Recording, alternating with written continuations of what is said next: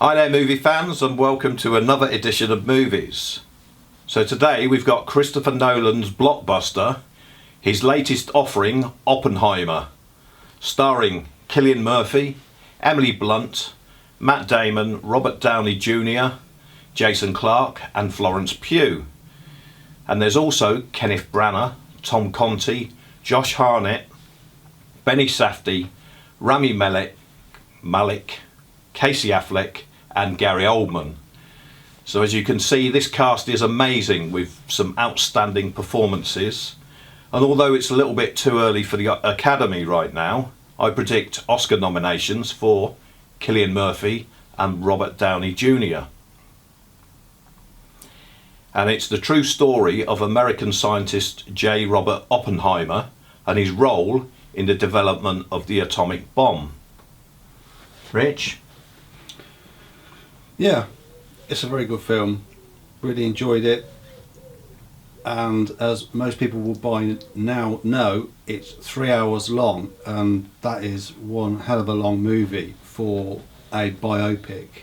And I think you can largely see it in pretty much like 3 acts. You have the beginning where it sets up the narrative, the Manhattan Project, or parading the various characters. Then you've got this section which you really need to plough through in the middle with a lot of dialogue and explanation, but then you're rewarded at the end of the last act, particularly around the hearing that Oppenheimer was subjected to regarding his perceived left-leaning tendencies.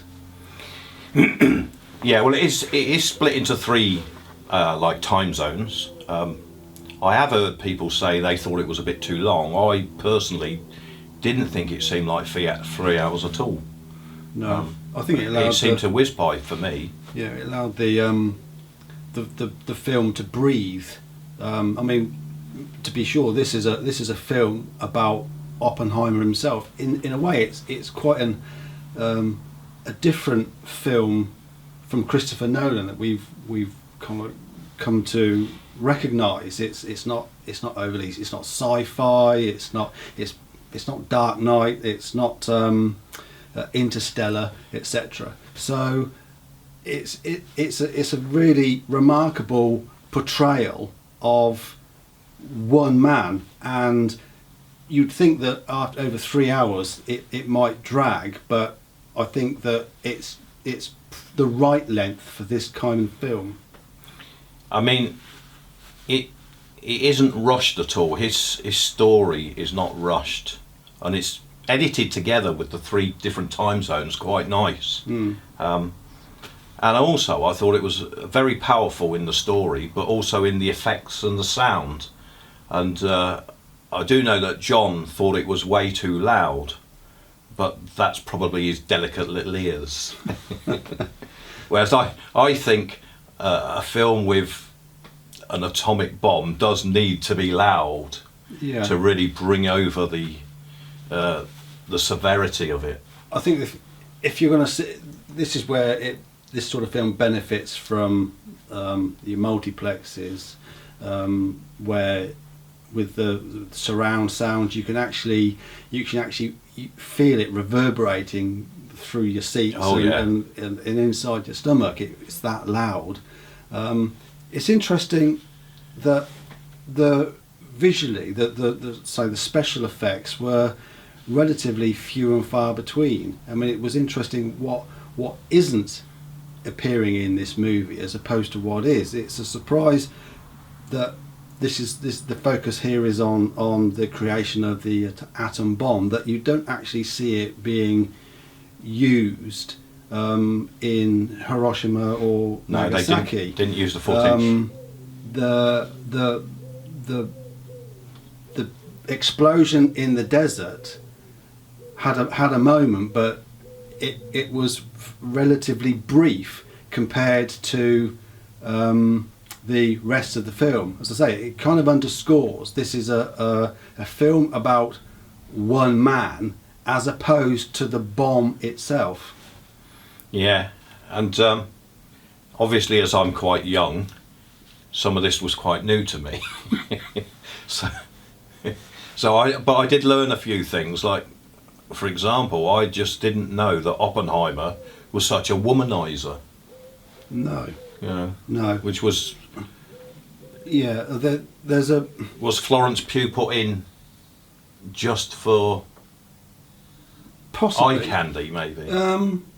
No, I think it worked with the story because it was centered on Oppenheimer's moral dilemmas, professionally and personally. So in the film, he's married to say Emily Blunt's character, and she stands by him even though she knows his proclivities. She stands by him. She has an absolutely...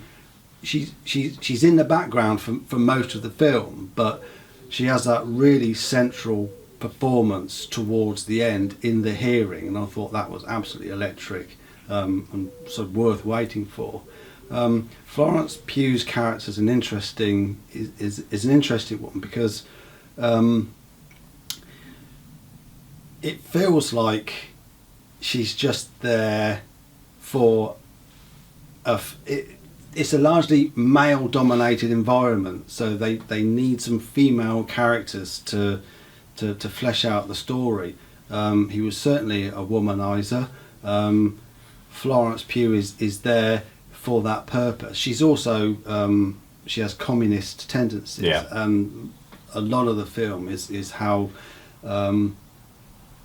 Oppenheimer has to wrestle with his desire to, as a scientist, to go into the unknown and split the atom and work with science, whilst at the same time understanding what this science may ultimately be used for, and so much of that film is that wrestling of that conscience.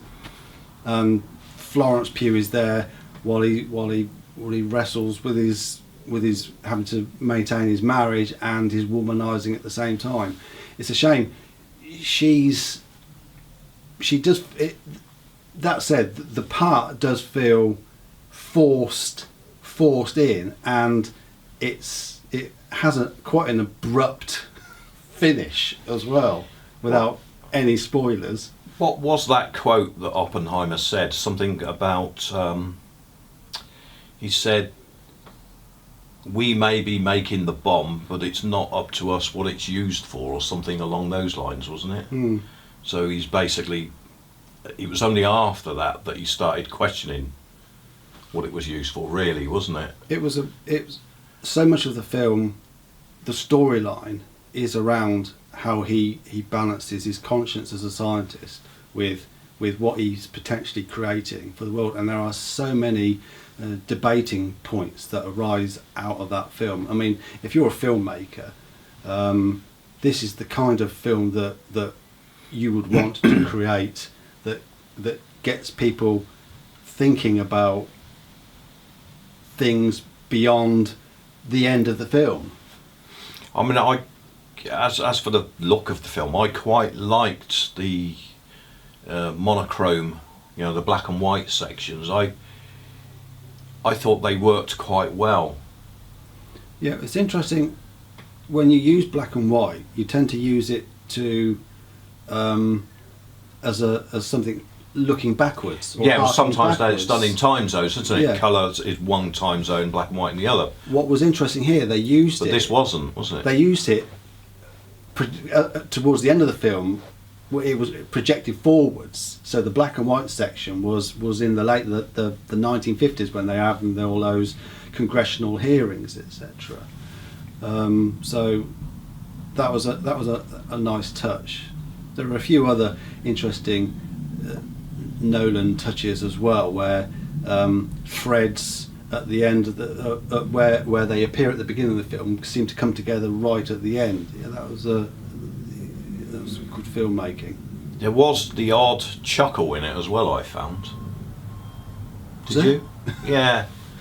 Yeah, for instance, when they do the first blast and he says, it goes off and you can see the explosion, and then you've got the cloud, and then all done in silence as well, and then quite a while after the shockwave comes and blasts where they are. And he said, I hope you learned something from that. And he said, yeah, I learned we should have been a lot further back. So that quite amused me. So yeah, I mean, I quite rated it. I thought it was very good. Yeah, I'm not so sure that I would necessarily go and watch it again. Like I said, it's not the usual Nolan fare. It's certainly not Mission Impossible. It is still a big screen event, though. I think this one. Yeah. I think to get the image and the sound, to get the intensity of it, I think you need the big screen. Definitely. I think it'd be rare to say, if you wanted to watch a biopic of somebody, you need to really go and watch it on the big screen, because they can work just as well on far smaller screens. But here it's certainly the big screen just really benefits that kind of movie, with the sound, the look, and it helps those characters really breathe. I mean, it's not just silly. I mean, Cillian Murphy's taken a lot of plaudits for the film, but I thought Robert Downey Jr. for what he's kind of renowned as a action movie actor. I thought he was phenomenal. He's become a Marvel movie actor, but his portrayal of Lewis Strauss at the end was fascinating. Yeah, he had a real chip on his shoulder, didn't he? The way it unravelled, and that's what I'm saying. There's a lot of, you need to watch these performances for the entire 3 hours to see where these various threads ultimately lead. Strauss starts off as a friend, mentor, and supporter of Oppenheimer, becomes just this bloke with a massive chip on his shoulder. Right at the end, we can't give too much away about what, no. but it's interesting. It's another it's a character Nolan change, trope, yeah, about how that animosity, the one event it seems that animosity was generated by. So I'd recommend you go and see this in the cinema. Would you rate? Is it difficult to rate? I mean, you've got to go and take in a 3 hour personal journey, really, haven't you? So, I mean, I'd rate it probably somewhere in an 8 out of 10 for me. Yeah, no, I was quite impressed. I think it's a stunning film. It's worth going to see. There are so many potential Oscar performances in it, not just the actors, but the technical side as well.